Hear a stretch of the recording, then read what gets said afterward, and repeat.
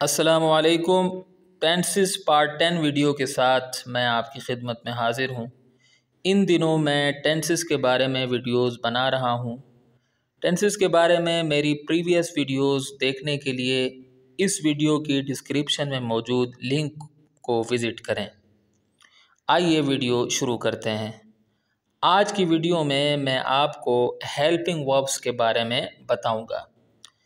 Helping verbs को उर्दू में इमदादी अफ़आल कहते हैं। इमदादी अफ़आल कौन से होते हैं? जैसा कि यहाँ लिखा हुआ है, वो अफ़आल यानी वर्ब्स जो मरकज़ी अफ़आल यानी मेन वर्ब्स से पहले आकर बामानी जुमला बनाने में उनकी मदद करें, इमदादी अफ़आल और इंग्लिश में हेल्पिंग वर्ब्स कहलाते हैं। हेल्पिंग वर्ब्स को ऑक्सिलियरी वर्ब्स भी कहते हैं। ठीक है, अब मैं मिसाल से आपको समझाता हूँ, आपको बात इंशाअल्लाह समझ आ जाएगी। जैसे एक जुमला है, he is going to Karachi, जिसकी उर्दू है वो कराची जा रहा है। तो इसमें ये जो गोइंग है ये तो मेन वर्ब है। अब ये जो इज़ है ये भी वर्ब है। ये वर्ब इस मेन वर्ब के साथ आकर बामानी जुमला बनाने में उसकी मदद कर रहा है।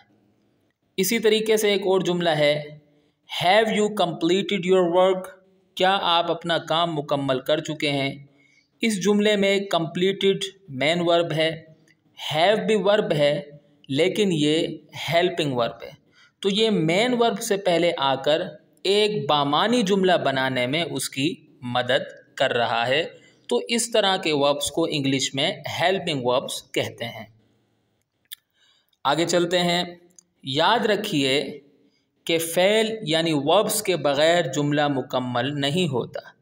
इसलिए कुछ जुमलों में इमदादी अफ़आल हेल्पिंग वर्ब्स यानी मरकज़ी अफ़आल का काम सर अंजाम देते हैं। यानी इमदादी अफ़आल यानी हेल्पिंग वर्ब्स जो होते हैं वो मेन वर्ब्स का काम सर अंजाम देते हैं कुछ जुमलों में। आगे आपको बात मज़ीद समझाता हूँ मैं कि जब आप जुमला देखें, जब जुमले में सिर्फ़ एक फ़ेल हो और वो इमदादी फ़ेल यानी हेल्पिंग वर्ब हो, तो समझ जाइए कि अब वो इमदादी फ़ेल नहीं रहा बल्कि मरकज़ी फ़ेल मेन वर्ब बन गए। इस पूरे जो पैराग्राफ है इसका मफ़हूम कुछ आसान लफ्ज़ में ये है कि कभी कभार जुमलों में हमारे पास जो हेल्पिंग वर्ब होता है वो मेन वर्ब बन जाता है। होता तो वो हेल्पिंग वर्ब है लेकिन वो मेन वर्ब बन जाता है। तो इसकी मिसाल आपके सामने है। जैसे आपके पास एक जुमला है, he is a good boy. अब अगर आप इस जुमले को गौर से देखें तो इसमें कोई भी मेन वर्ब नहीं है, एक हेल्पिंग वर्ब इस्तेमाल हुआ। लेकिन इस वक्त जो है ये हेल्पिंग वर्ब नहीं है, इसकी हैसियत मेन वर्ब की है। इसी तरीके से आई हैव अ बुक, जिसकी उर्दू होगी मेरे पास एक किताब है। तो इसमें भी ये जो हैव है ये एक है, तो ये हेल्पिंग वर्ब, लेकिन यहाँ ये मेन वर्ब है। ठीक है, तो कहने का मकसद ये है कि कभी कभार जो हेल्पिंग वर्ब होते हैं वो मेन वर्ब बन जाते हैं। अच्छा, आगे चलते हैं। मुस्तनद ज़राए के मुताबिक इंग्लिश में कुल 23 इमदादी अफ़आल यानी हेल्पिंग वर्ब्स हैं। इंग्लिश में टोटल 23 हेल्पिंग वर्ब्स हैं। तो अब ये 23 हेल्पिंग वर्ब्स हैं। आगे लिखा हुआ है, आप इन 23 इमदादी अफ़आल को नीचे दी गई एक छोटी सी नज़म के ज़रिए बआसानी याद कर सकते हैं। एक छोटी सी नज़म है, 2-3 उसके हैं, मतलब 2-3 लाइनें हैं। तो आप इन लाइनों की मदद से ये जो हेल्पिंग वर्ब्स हैं ये आपको बड़ी आसानी से याद हो सकते हैं। अब वो नज़म कौन सी है, वो पोयम कौन सी है, वो देख लेते हैं हम। जैसे यहाँ लिखा हुआ है, helping verbs there are 23। Am is, are, was, were, being, been and be. ठीक है, जो रेड मार्किंग में है ये हेल्पिंग वर्ब है। कुछ ये हो गए।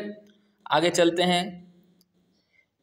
Have, has, had, do, does, did, will, would, shall, should. ठीक है, आगे लिखा हुआ है, there are 5 more helping verbs. May, might, must, can, could. बेहतर ये है कि आप ये जो लिखा हुआ है आप इसको नोट कर लें किसी नोटबुक में, ताकि आपको याद करने में आसानी हो। तो मैं उम्मीद करता हूँ कि आपको मेरी ये वीडियो पसंद आई होगी। अगली वीडियो तक के लिए मुझे इजाज़त दें।